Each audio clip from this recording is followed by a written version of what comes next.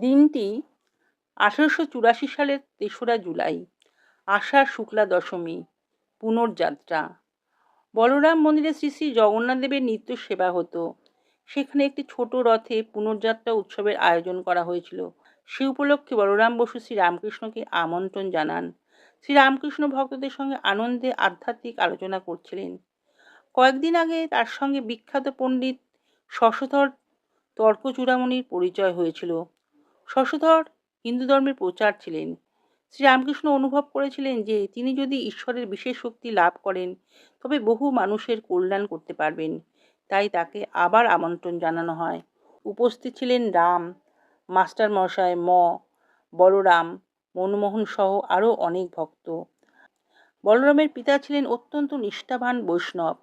তিনি বৃন্দাবনে থেকে শ্যামসুন্দরের সেবা, মালা গাঁথা, বৈষ্ণব সেবা এবং ভক্তিগ্রন্থ পাঠে জীবন কাটাতেন। শ্রীরামকৃষ্ণ এ প্রসঙ্গে একটি গুরুত্বপূর্ণ শিক্ষা দেন। সব ধর্ম ও সব পথে ঈশ্বরের দিকে নিয়ে যায়। সাম্প্রদায়িক সংকীর্ণতা আধ্যাত্মিক জীবনের বাধা। বিশেষ করে তিনি বলেন, অনেক বৈষ্ণব, শাক্ত বা অন্য সম্প্রদায় নিজেদের পথকেই একমাত্র সত্য মনে করে অন্যদের বিরোধিতা করেন, কিন্তু সত্য সাধক সকল পথের মধ্যে ঈশ্বরের প্রকাশ দেখতে পান।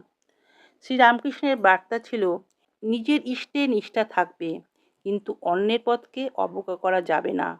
ঈশ্বর এক, তাকে পাওয়ার পথ অনেক। সমন্বয়ই প্রকৃত ধর্ম। এই অংশ থেকেই পরবর্তীতে তিনি বিভিন্ন ধর্ম ও সম্প্রদায়ের ঐক্যের বিষয়ে তার বিখ্যাত শিক্ষাগুলি আলোচনা করেন।